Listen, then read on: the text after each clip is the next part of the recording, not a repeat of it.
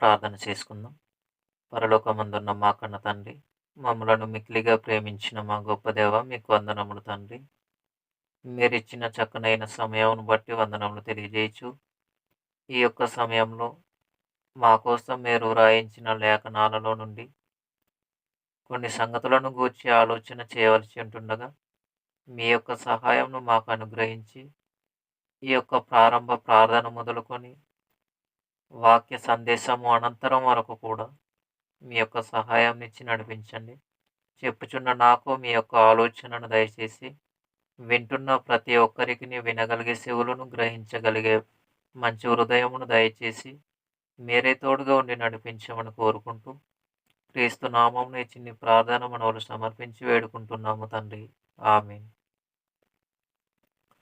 దేవుడిచ్చిన మహాకృపను బట్టి దేవాది దేవునికి మొదటిగా వందనములు తెలియజేయచ్చు. ఈ మాటలు వింటున్నటువంటి మీ అందరికిని కూడా క్రీస్తు వారి నామమున శుభములు, వందనములు తెలియజేస్తా ఉన్నాను. గడిచినటువంటి వారంలో మనము చాలా ప్రాముఖ్యమైనటువంటి సందేశమును గూర్చి వింటూ ఆలోచించటం అనేది జరిగింది. అదే రీతిగా ఈ యొక్క సమయంలో కూడా అటువంటి ప్రాముఖ్యమైనటువంటి సందేశాన్ని మనము వినబోతా ఉన్నాము. అపోస్తలుల బోధలో సంఘ కాపరులు అనేటటువంటి సందేశంను గడిచిన వారంలో మనము మొదటి భాగంగా పార్ట్ 1గా నేర్చుకోవటం అనేది జరిగింది. ఈ రోజున రెండవ భాగాన్ని నేర్చుకుందాం. అపోస్తలుల బోధలో సంఘ కాపరులు రెండవ భాగం లేదా పార్ట్ 2. ఈ పార్ట్ 2లో ఈ యొక్క రెండవ భాగంలో మరికొన్ని సంగతులను గురించి మనము ఆలోచన చేద్దాం. గడిచినటువంటి మొదటి భాగంలో కొన్ని సంగతులను గురించి మనం ఆలోచన చేయటం అనేది జరిగింది. ఈ యొక్క రెండవ భాగంలో మరికొన్ని సంగతులను గురించి ఆలోచన చేద్దాం. వాస్తవానికి సంఘ కాపరులు అపోస్తలుల బోధలో ఉండాలి అన్నది చాలా ప్రాముఖ్యమైనటువంటి సంగతిగా బోధించే బోధకులందరూ కూడా గుర్తెరగవలసినటువంటి సంగతి. ఎందుకంటే అపోస్తలుల బోధను అనుసరించే ఏ బోధకుడైనా, ఏ సంఘ కాపరైనా వాక్యాన్ని నేర్చుకొని బోధించాలి. అపోస్తలుల బోధను విడిచిపెట్టి భిన్నమైనటువంటి బోధను బోధించగలిగితే వారు శాపగ్రస్తులవుతారని పరిశుద్ధ గ్రంథంలో మనము చూడగలము. గలతీ పత్రిక మొదటి అధ్యాయము 6వ వచనం నుండి 9 వచనాల పర్యంతరం మీరు చదవగలిగితే అందులో చెప్పబడుతున్నటువంటి ప్రతి మాట కూడా చాలా అద్భుతమైనటువంటి రీతిగా ఆ మాటలు కనబడతాయి. భిన్నమైనటువంటి సువార్త చెప్పిన, వాక్యంలో ఉన్నది లేనట్టుగా చెప్పిన, వాక్యంలో లేనిది ఉన్నట్టుగా చెప్పిన ప్రమాదానికి గురయ్యేటటువంటి అవకాశం అనేది ఉంది. కాబట్టి ఎవరు కూడా వాక్యమును బోధించే బోధకులు, వాక్యమును చెప్పగలిగే సంఘ కాపరులు అపోస్తలుల బోధను అనుసరించే వాక్యాన్ని చెప్పాలి, సంఘం మధ్యన బోధించాలి. కాబట్టి అనేకమైనటువంటి అబద్ధ ప్రవక్తలు, అనేకమైనటువంటి వాక్యానికి విరుద్ధముగా మాట్లాడేవారు చాలామంది ఉన్నారు. కాబట్టి వాక్యమును ఉన్నది ఉన్నట్టుగా నేర్చుకుని అపోస్తలుల బోధను అనుసరించి మనము వాక్యమును సంఘము మధ్యన బోధించగలిగితే వారు వాక్యమును సంఘ కాపరి ఏ విధముగా బోధిస్తారో ఉన్నది ఉన్నట్టుగా బోధించినప్పుడు ఆ మాటలను బట్టి సంఘ విశ్వాసులు కూడా తమ ఆత్మీయ జీవితాలను విశ్వాస జీవితాలుగా కొనసాగించుకొనుటకు అవకాశము అనేది ఉన్నది. కాబట్టి ప్రతి సంఘ కాపరి కూడా గమనించవలసినటువంటి విషయం ఏంటంటే,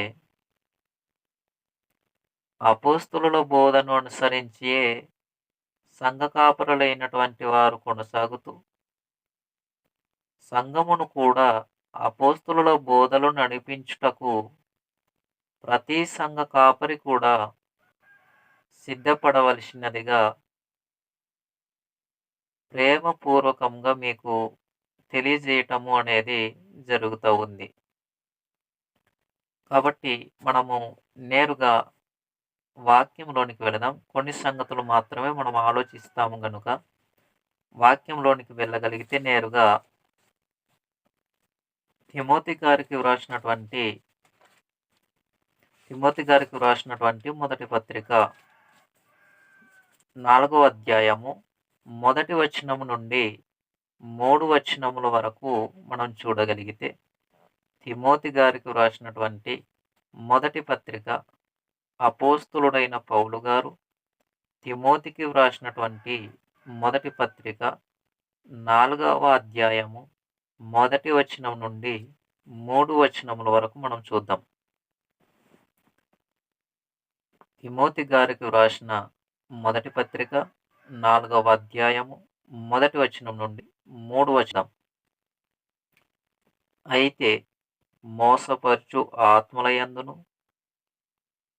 దయ్యముల బోధయందును లక్ష్యముంచి విశ్వాస భ్రష్టులగుదురని ఆత్మ తేటగా చెప్పుచున్నాడు.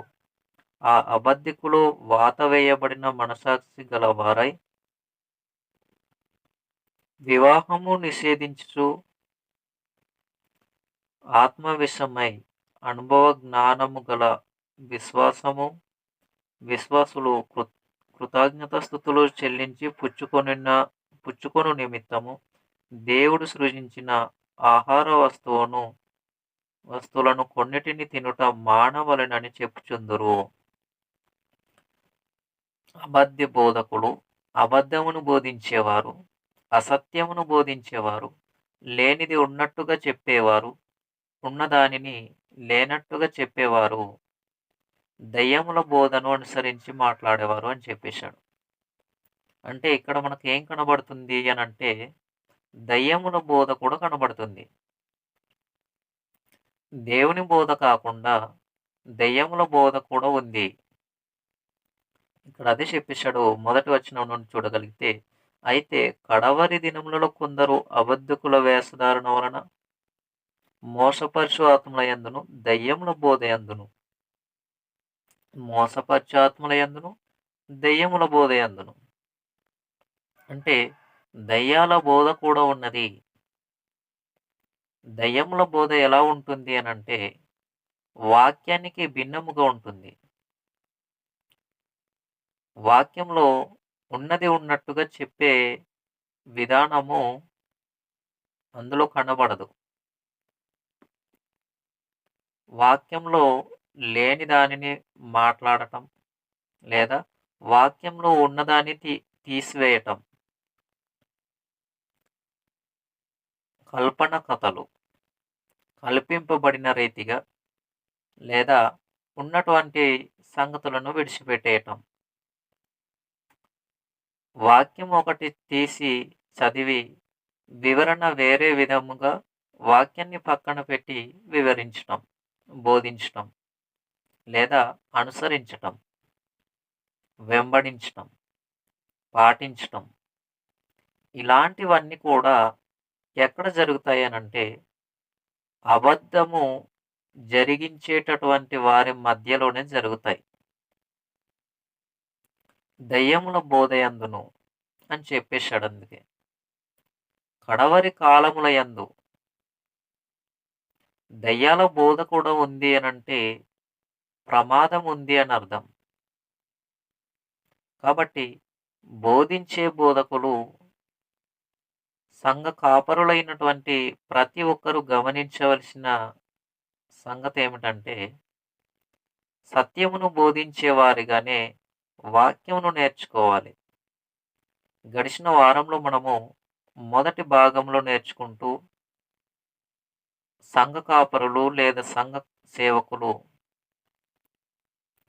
ఎలాంటి లక్షణాలను కలిగిన వారై వాక్యమును ఎలా నేర్చుకున్న వారిగా ఉండాలో నేర్చుకున్నాం. వాక్యమును సరిగా ఉపదేశించువానిగా, వాక్యమును సరిగా విభజించువానిగా, అజ్ఞానముగా మాటలాడు మూర్ఖుల నోరు మూయువాని, ఎవరు ఏ ప్రశ్న అడుగుతారో ఆ ప్రశ్నకు సమాధానము చెప్పటానికి సిద్ధపడేటటువంటి సంఘ కాపరులుగా, సంఘ సేవకులుగా వాక్యము ద్వారా ప్రార్థన పూర్వకంగా సిద్ధపడాలి అని గడిచిన వారంలో మొదటి భాగంలో మనం నేర్చుకున్నాం. అయితే ఇక్కడ దయ్యముల బోధ కూడా ఉంది కాబట్టి జాగ్రత్తగా బోధించేటటువంటి వారు వాక్యమును పరిశీలన చేయగలుగుతూ వాక్యాన్ని నేర్చుకుని మరి బోధించవలసినటువంటి అవసరత ఎంతైనా ఉన్నది అన్న సంగతి చాలా జాగ్రత్త గమనించవలసినటువంటి వారై ఉండాలి. కేవలము బోధించు వారికి మాత్రమే నేనెందుకు ఈ సమయంలో మాట్లాడవలసి వస్తుంది అనంటే, గడిచినటువంటి నెలలో మనము దేనిని గురించి నేర్చుకున్నామనంటే, వింటున్న వారు ఎలా ఉండాలో నేర్చుకున్నాం.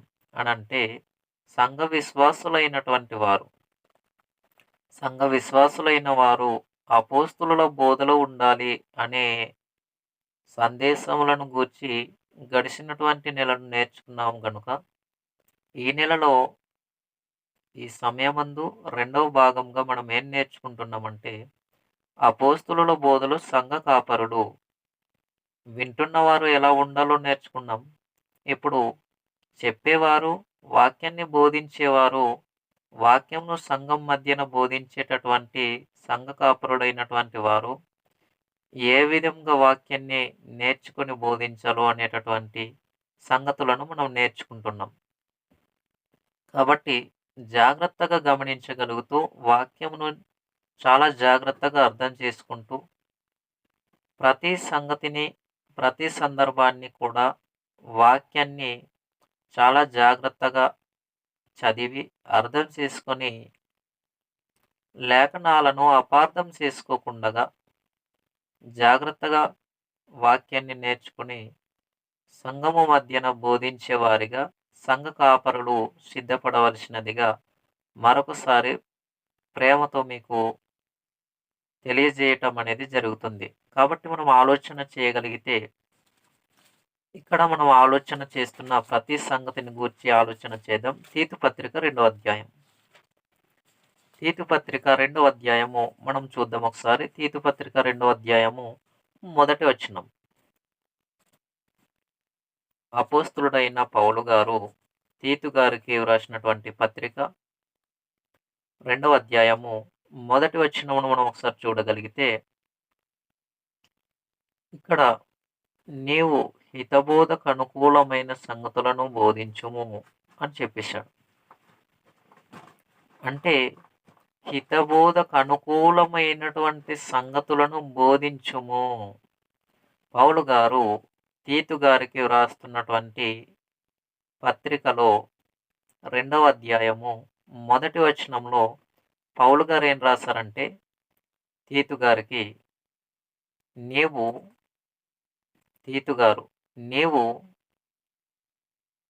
హితబోధకు అనుకూలమైనటువంటి సంగతులను బోధించుము. హితబోధ అనంటే ఆరోగ్యకరమైనటువంటి బోధ. హితబోధ అనంటే మంచి బోధ. భిన్నమైనటువంటి, దేవునికి వ్యతిరేకమైనటువంటి బోధ కాదు. దేవునికి అనుకూలమైనటువంటి బోధ, దేవునికి ఆమోదయోగ్యమైనటువంటి బోధ, దేవుడు యేసుక్రీస్తు వారికి అప్పగించిన బోధ, యేసుక్రీస్తు వారు అపోస్తులులకు అప్పగించిన బోధ. అపోస్తులుడు తీతు గారికి అంటే పౌలు గారు కూడా ఒక అపోస్తలుడుగా పిలువబడినవాడు. ఆయన తీతు గారికి చెబుతున్నాడు. ఏమని చెబుతున్నాడు? ఏమని వ్రాస్తున్నాడు అనంటే, నీవు హితబోధకనుకూలమైన సంగతులను బోధించుము అని బోధను గూర్చి వ్రాయవలసినటువంటి అవసరతొచ్చింది. ఎందుకంటే, బోధ దేవునికి అనుకూలమైనదిగా లేకుంటే, చెబుతున్నటువంటి వ్యక్తికి ప్రమాదమే. అటు తర్వాత ఆ బోధను అనుసరించి తమ జీవితాలను కొనసాగించుకుంటున్నటువంటి సంఘ విశ్వాసులైనటువంటి వారికి కూడా ప్రమాదమే ఉంది. కాబట్టి పౌలు గారు తీతు గారికి ఏం చెబుతున్నాడంటే, హితబోధకు అనుకూలమైనటువంటి సంగతులను బోధించుము అని జాగ్రత్తగా పౌలు గారు తీతు గారికి చెబుతున్నటువంటి సంగతి. ఎందుకంటే వాక్యము ఉన్నది ఉన్నట్టుగా చెప్పకపోతే, వాక్యంలో లేనిది ఉన్నట్టుగా, ఉన్నది లేనట్టుగా చెబితే ప్రమాదం అనేది చెప్పినటువంటి సంఘ కాపరికి అధికముగా ఉంది అన్న సంగతి గుర్తెరగాలి. కాబట్టి మనము లేఖనాల్లో చూస్తున్నప్పుడు చాలా ప్రాముఖ్యమైనటువంటి సంగతులు కనబడుతూ ఉంటాయి. పేతురు గారికి వ్రాసినటువంటి రెండో పత్రిక రెండవ అధ్యాయము, పేతురు గారికి వ్రాసినటువంటి రెండో పత్రిక రెండో అధ్యాయము మొదటి వచనం నుండి 3 వచనాలు మనం చూద్దాం. పేతురు గారికి వ్రాసినటువంటి రెండో పత్రిక రెండవ అధ్యాయము మొదటి వచనం నుండి 3 వచనాలు మనం ఒకసారి చూడగలిగితే, పేతురు గారికి వ్రాసినటువంటి రెండవ పత్రిక రెండవ అధ్యాయము మొదటి వచనం నుండి 3 వచనంలో మనం చూద్దాం. మరియు అబద్ధ ప్రవక్తలు ప్రజలలో ఉండిరి, అటువలనే మీలోను అబద్ధ బోధకులుందురు. వీరు తమ్మును కొనిన ప్రభువును కూడా విసర్జించు తమకు తామే శీఘ్రముగా నాశనము కలుగజేసుకొనుచు నాశనమగు భిన్నాభిప్రాయములను రహస్యముగా బోధించుదురు. మరియు అనేకులు వారి పోకిరి చేష్టలను అనుసరించి నడుతురు. వీరిని బట్టి సత్య మార్గము దూషింపబడును. వారు అధిక లోబులై కల్పన వాక్యములు చెప్పుచు మీ వలన లాభము సంపాదించుకొందురు. వారికి పూర్వము నుండి విధింపబడిన తీర్పు ఆలస్యము చేయదు, వారి నాశనము కునికి నిద్రపోదు అని చెప్పేశాడు బోధకులను గురించి. పేతురు గారికి వ్రాసినటువంటి రెండవ పత్రిక రెండవ అధ్యాయము మొదటి వచనం నుండి 3 వచనముల వరకు మనం చదివినటువంటి సందర్భాన్ని ఆలోచన చేయగలిగితే, ఇక్కడ ఏమంటున్నాడంటే, మరియు అబద్ధ ప్రవక్తలు ప్రజలలో ఉండిరి. ఎప్పుడు? పేతురు గారికి వ్రాసినటువంటి రెండో పత్రిక. ఈ రెండో పత్రిక వ్రాసేసరికి అబద్ధ బోధకులు ప్రజల్లోనికి వచ్చేస్తారు అని చెబుతున్నాడు. నేటికి అబద్ధ బోధకులు ఉన్నారనంటే, ఆనాడు ఉండిన అబద్ధ బోధకులు లేకపోవచ్చు, కానీ ఆనాడు ఉండినటువంటి అబద్ధ బోధకులు నేటికి లేకపోవచ్చు, కానీ నేటికి అనేక మంది అబద్ధ బోధకులు అనేవారు ఉన్నారు. నేటికి అనేక మంది అబద్ధమును బోధించేవారు ఉన్నారు. ఎలాంటి అబద్ధ బోధలు అనంటే, క్రీస్తుని నమ్ముకుంటే ఆస్తి సంపదలు వస్తాయి. క్రీస్తును నమ్ముకుంటే మీరు అప్పుల పాలైనా సరే అప్పులు తీర్చే అవకాశం వస్తుంది.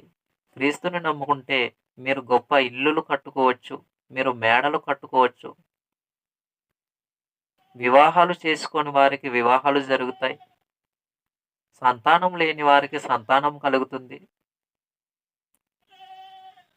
అనేకమైనటువంటి అబద్ధ బోధను అనుసరించి మాట్లాడే వాళ్ళు చాలా మంది ఉన్నారు.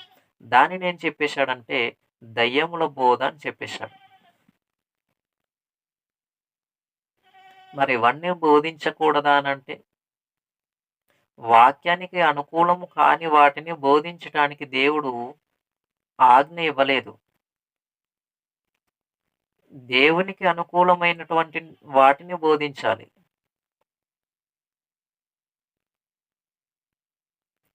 సువార్త చెప్పే సంఘటనలో కూడా, ఆ సందర్భంలో కూడా ఇవే పదాలు ప్రయోగించటం. మీరు క్రీస్తుని నమ్ముకుంటే స్వస్థతలు జరుగుతాయి. అద్భుతాలు చూస్తారు. క్రీస్తులోనికి మీరు వస్తే అనేకమైన బలమైన ఇల్లులు కట్టుకునే అవకాశం ఉంది. బళ్ళు కొనుక్కునే అవకాశం ఉంది. ధనాన్ని సంపాదించుకునే అవకాశం ఉంది. సంఘవేతరులకు ఇటువంటి మాటలను బోధించటం వలన, ఈ విధంగా చెప్పటం వలన, సువార్త చెప్పటం వలన అబద్ధాన్ని వీరు మాట్లాడుతున్నారు అనేటటువంటి సంగతిని మనం గమనించాలి.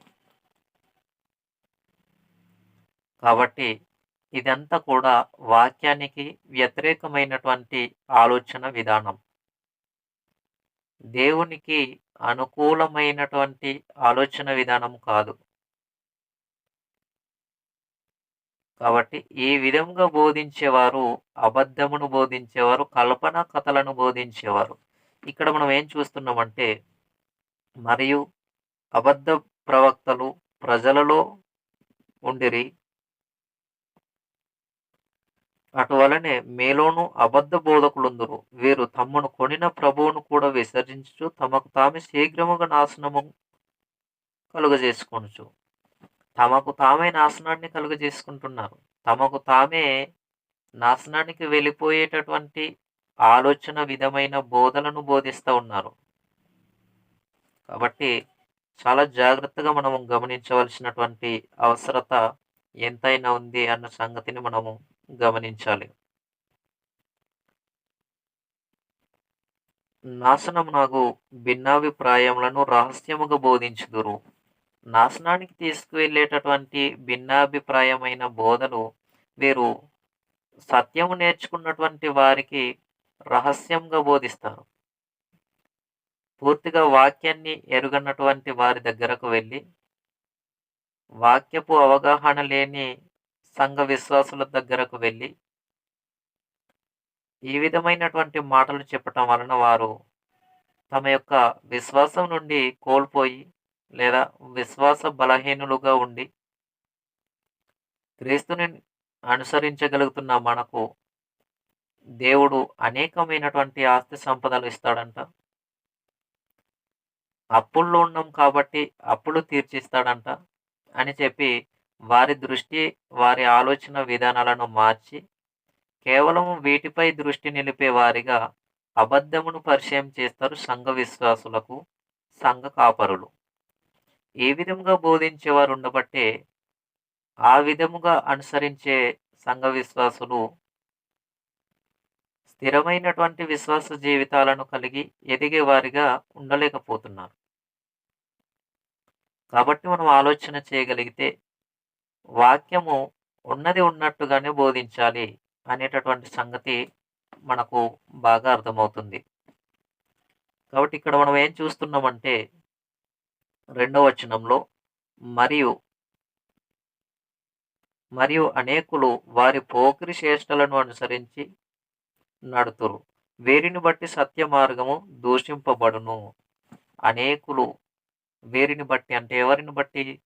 అసత్యమును బోధించే వారిని బట్టి, అసత్యమును బోధించే వారిని బట్టి పోకిరి చేష్టలను అనుసరించి నడుస్తారు. వీరి వలన సత్య మార్గము దూషింపబడును అన్నాడు అని అంటే, సత్యము అబద్ధమును బోధించే వారి వలన దూషింపబడుతుంది. దేవుడు లేడని చెప్పటం, దేవుడు ఉంటే ఎందుకు కనిపించడు అని అజ్ఞానముగా మాట్లాడటం, ఇటువంటివన్నీ కూడా ఎప్పుడు వస్తాయి అనంటే ఎక్కువగా అసత్యమును బోధించటం ద్వారా. దేవుడుంటే నా అవసరత తీర్చడా? దేవుడుంటే నాకు సమాధానం ఇవ్వడా? నా అవసరత తీర్చటం లేదు కాబట్టి దేవుడు లేడు. నా ప్రశ్నకు సమాధానం ఇవ్వటం లేదు కాబట్టి దేవుడు లేడు. ఈ విధమైనటువంటి ఆలోచనలకు రాగలుగుతున్నారు అనంటే దీనికి కారకులు ఎవరు అంటే ప్రధానంగా ప్రధాన కారకులు ఎవరంటే అసత్యమును బోధించేవారు. వాక్యానికి భిన్నమైన మాటలను మాట్లాడగలిగేవారు, బోధించేవారు. చాలా జాగ్రత్తగా గమనించవలసినటువంటి వారిగా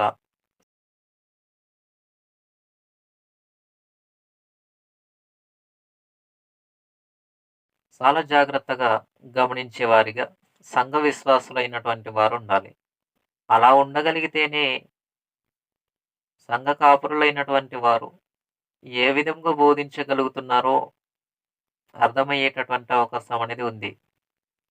లేదనుకుంటే వాక్యమును లేని దానిని బోధించినా, ఉన్నదానిని తీసివేసినా, ఆ బోధ ఎవరైతే అనుసరించగలుగుతారో వింటున్నటువంటి వారికి కూడా ప్రమాదం అనేది ఉంది. చెబుతున్న వ్యక్తికి ఇంకా ప్రమాదం ఉంది అంటే, వింటున్నటువంటి వారికి కూడా ప్రమాదమే ఉంది.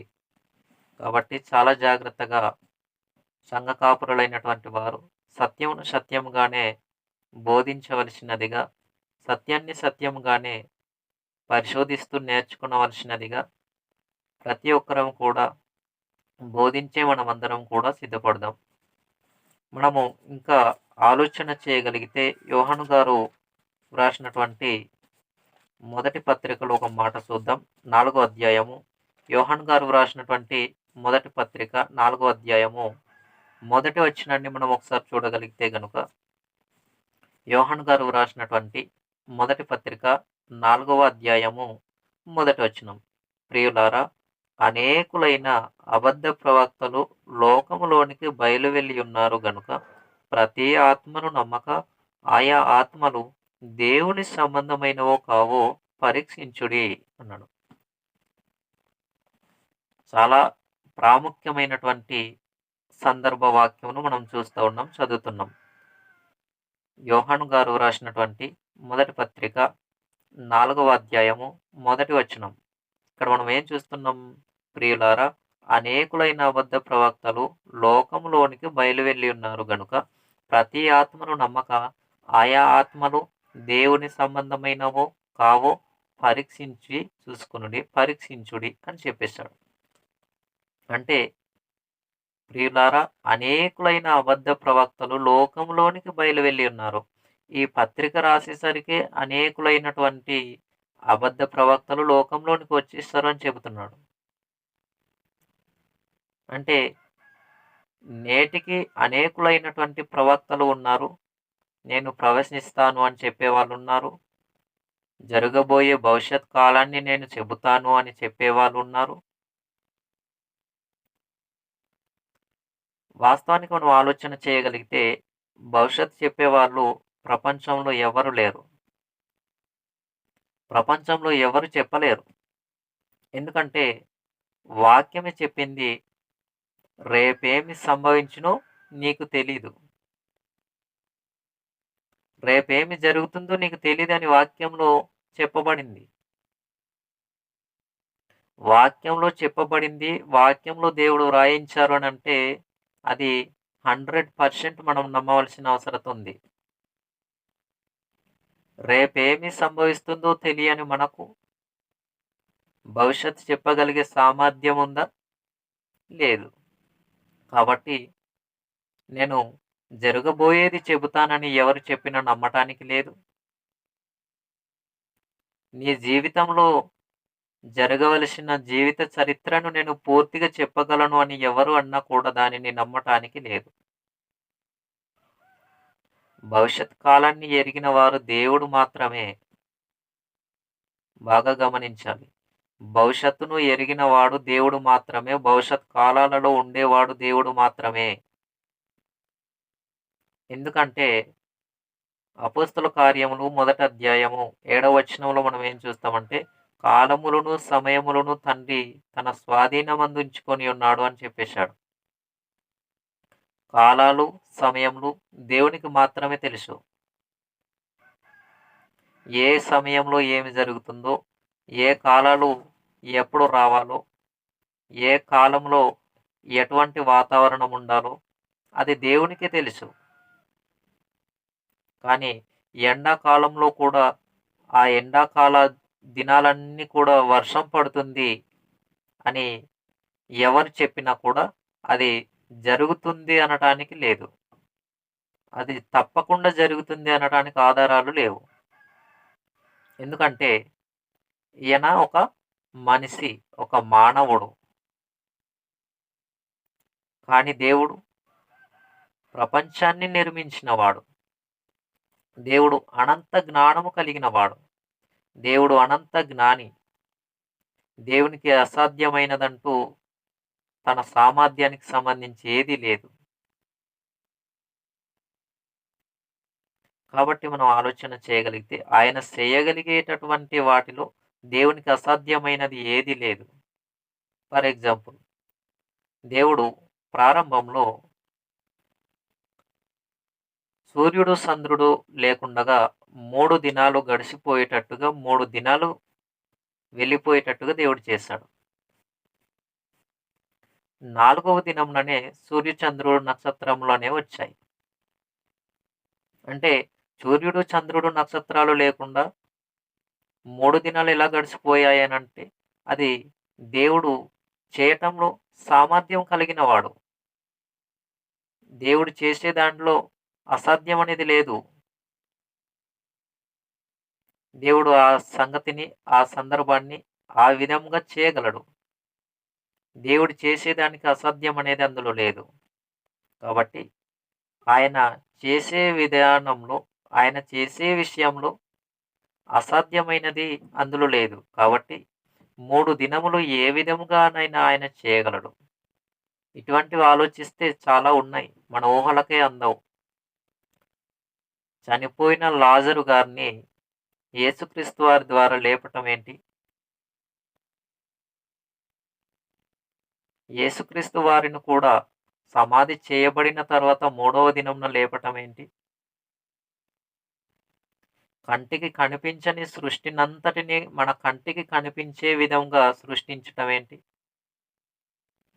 ఇవన్నీ ఆశ్చర్యానికి గురిచేస్తాయి. కానీ మనం ఆలోచించం కాబట్టి దేవుని యొక్క శక్తిని, దేవుని యొక్క జ్ఞానమును మనం ఆలోచించకపోవటం వలన అర్థం కావటం లేదు. కానీ ఆలోచించగలిగితే చాలా బాగా మనకు అర్థమవుతుంది. కాబట్టి దేవుడు అసాధ్యమును కూడా సుసాధ్యం చేయగలిగే సామర్థ్యం కలిగినవాడు. ఏదైనా దేవుడు చేయాలి అనుకుంటే దానిని దేవుడు చేయగలడు. ఆయన చేయగలడు, కానీ చేయకుండా ఉండేటటువంటివి 4 కలవు. వాటిని గూర్చి దేవుని చిత్తమైతే నేర్చుకుందాం. దేవునికి అసాధ్యమైనవి 4 కలవు. ఆ 4 ఏంటో మనము దేవుని చిత్తమైతే నేర్చుకుందాం. వీటిని గూర్చి ఆలోచన చేసిన తర్వాత వాటిని గురించి మనం ఆలోచిద్దాం. కాబట్టి ఇక్కడ మనం ఆలోచన చేయగలుగుతుంటే చాలా ప్రాముఖ్యమైనటువంటి సంగతి మనం చూసాం. మరొకసారి ఆ యొక్క మాటను చదువుదాం. 4వ అధ్యాయము, 1 యోహాను పత్రిక 4వ అధ్యాయము 1వ వచనంలో, ప్రియులారా, అనేకులైన అబద్ధ ప్రవక్తలు లోకంలోనికి బయలు వెళ్ళి ఉన్నారు గనుక ఆయా ఆత్మను నమ్మక. ఇక్కడ ఆయా ఆత్మలు ఆత్మ సంబంధమైనవి కావు, దేవుని సంబంధమైనవి కావు, పరీక్షించుడి అన్నాడు. చాలా జాగ్రత్త పరీక్షించేవారుగా మనం ఉండాలి అని చెప్పేసి దేవుడు తన పరిశుద్ధ గ్రంథంలో తెలియజేస్తున్నటువంటి సంగతులను గురించి మనం చూస్తూ ఉన్నాము. ఎందుకంటే వాక్యాన్ని బోధించేవారు చాలా జాగ్రత్త కలిగి వాక్యాన్ని నేర్చుకుని మరి బోధించాలి. ప్రార్థన పూర్వకంగా సిద్ధపడి వాక్యమును బోధించాలి. సంఘ కాపరులకు తెలియజేయాలి. వాక్యాన్ని మనము తప్పుగా బోధించితే గనుక కఠినమైనటువంటి తీర్పు బోధించేటటువంటి బోధకులకు, బోధించే ప్రతి సంఘ కాపురులకు కూడా తీర్పు ఉంది అన్న సంగతి మనము జ్ఞాపకం ఉంచుకోవాలి. యాకోబు పత్రికలో మనం చూడగలిగితే యాకోబు పత్రిక యాకోబు పత్రికలో మనం చూడగలిగితే గనుక మూడో అధ్యాయము యాకోబు పత్రిక మూడో అధ్యాయము మొదటి వచనంలో మనం ఒకసారి చూద్దాం. నా సహోదరులారా, బోధకులమైన మనము మరీ కఠినమైన తీర్పు పొందుమని తెలుసుకొని మీలో అనేకులు బోధకులు కాకుండుడి అని చెప్పేశాడు. ఎందుకు అనేకులు బోధకులుగా ఉండకూడదు అనంటే, అసత్యాన్ని బోధించేవారు ఎక్కువగా ఉన్నా కూడా ప్రమాదమే. కాబట్టి తీర్పు ఉంది. ఎవరికి? వాక్యాన్ని బోధించే వారికి తీర్పు ఉంది. ఆ తీర్పు ఎలాంటిదని చెబుతున్నాడంటే కఠినమైన తీర్పు, మరీ కఠినమైన తీర్పు అని చెప్పేశాడు. చూడండి ఒకసారి మూడో అధ్యాయం మొదటి వచనం యాకోబు పత్రిక. నా సహోదరులారా, బోధకులమైన మనము మరీ కఠినమైన తీర్పు పొందుదమని తెలుసుకొని మీలో అనేకులు బోధకులు కాకుండుడి అన్నాడు. బోధకులమైన మనము మరీ కఠినమైన తీర్పు పొందుదుము. ఎందుకంటే వాక్యంలో లేని వాటిని బోధించి, వాక్యంలో ఉన్నదానిని తీసివేసి, మనం వాటిని సంఘం మధ్యన బోధిస్తే కఠినమైనటువంటి తీర్పు మనకుంది. మనం పలికిన వ్యర్థమైన ప్రతి మాట ఏది వ్యర్థమైనది అనంటే, దేవునికి అనుకూలము కాని ఏ మాట అయినా అది వ్యర్థమైనది. వాక్యానికి భిన్నమైన ఏ మాట అయినా అది వ్యర్థమైనది. అసత్యమైనటువంటి మాట ఏదైనా అది వ్యర్థమైనది. దయ్యములను అనుసరించిన బోధ అది దేవునికి అనుకూలమైనటువంటిది కాదు. అలా బోధించగలిగితే మనకు కఠినమైనటువంటి తీర్పు ఉంది. ఎవరికి? బోధించే బోధకులకు, సంఘ కాపరులైనటువంటి వారికి. కాబట్టి సత్యమును సత్యముగానే బోధించాలి. ఉన్నది ఉన్నట్టుగానే చెప్పాలి. కాబట్టి చాలా జాగ్రత్తగా మనం ఆలోచించవలసిన వారై సంఘ కాపరులుగా ఉండాలి. వాక్యము 66 పుస్తకాలు సముదాయం కలిగినటువంటి పరిశుద్ధ గ్రంథం. వాక్యం ఎంత గొప్పదంటే, రెండంచులు గల ఎటువంటి ఖడ్గము కంటెను వాడిగా ఉండి, ప్రాణాత్మలను, దుమ్ములను, మూలుగులను విభజించినంత మట్టుకు లోపలికి దూర్చు హృదయం యొక్క తలంపులను, అంతరింద్రియములను శోధించుచున్నది అని చెప్పేశాడు. ఇక్కడ హెబ్రీ పత్రిక 4వ అధ్యాయము 12వ వచనంలో. అంత గొప్ప వాక్యమును బోధించగలుగుతున్న మనము, అంత గొప్ప వాక్యాన్ని చెప్పగలుగుతున్న మనము, ఉన్నది ఉన్నట్టుగానే చెప్పాలి. లేనిది ఉన్నట్టుగా చెప్పకూడదు. కల్పించి వాక్యమును బోధించకూడదు. కల్పనా కథలుగా మనం వాక్యాన్ని చెప్పకూడదు. చాలా జాగ్రత్తగా ఆలోచించగలిగి, జాగ్రత్తగా నేర్చుకొని, ప్రార్థన పూర్వకంగా సిద్ధపడి, వాక్యాన్ని సంఘం మధ్యన బోధించాలి. ఒకవేళ ప్రమాదానికి గురి తీసే విధంగా మనం బోధించగలిగితే తీర్పులో దేవునికి లెక్క చెప్పుకోవాలి. ఎందుకంటే విశ్వాసులైనటువంటి సంఘం మధ్యన మనం బోధించగలిగేటప్పుడు, బోధిస్తున్నాము అనంటే, బోధించగలిగే మనమే వాక్యంలో ఉన్నది ఉన్నట్టుగా బోధించగలిగితే, వింటున్న సంఘ విశ్వాసులు కూడా ఉన్నది ఉన్నట్టుగా నేర్చుకునే అవకాశం ఉంది. ఒకవేళ బోధించే మనమే వాక్యాన్ని భిన్నంగా బోధించగలిగితే, వింటున్నటువంటి వారు కూడా చాలామంది గ్రహింపు లేని వారు ఉంటారు. వారు దానిని అనుసరించి నడుచుకునే అవకాశం ఉంది. దానికి కారకులు ఎవరు అనంటే, బోధించిన సంఘ సేవకులు లేదా బోధించిన సంఘ కాపరులు. చదవగలిగే వారైతే వాక్యాన్ని చదివి, గ్రహించగలిగే వారైతే వాక్యమును గ్రహించి, అర్థం చేసుకొని, మరలా ఒకవేళ మాట్లాడగలిగే వాళ్ళైతే, మీరు వాక్యంలో లేనిది ఉన్నట్టుగా బోధించారు, లేదా మీరు ఉన్నదానిని తీసివేసి బోధించారు అని వాళ్ళు తిరిగి మనకు ప్రశ్నించే అవకాశాలున్నాయి. కానీ ఏమి చదువుకోని వారు, చదువులు రాని వారు, సంఘ కాపరి ఏది చెబితే అదే వాస్తవం అనుకొని, వాటిని ఆ మాటలను మాత్రమే అనుసరించి తమ జీవితాలు కొనసాగించుకునేవారున్నారు. అలాంటి వారు గమనించి వాక్య ప్రకారంగా బ్రతకాలంటే, చెబుతున్నటువంటి సంఘ కాపరులు చాలా జాగ్రత్తగా వాక్యమును చెప్పాలి. చాలా జాగ్రత్తగా వాక్యమును బోధించాలి.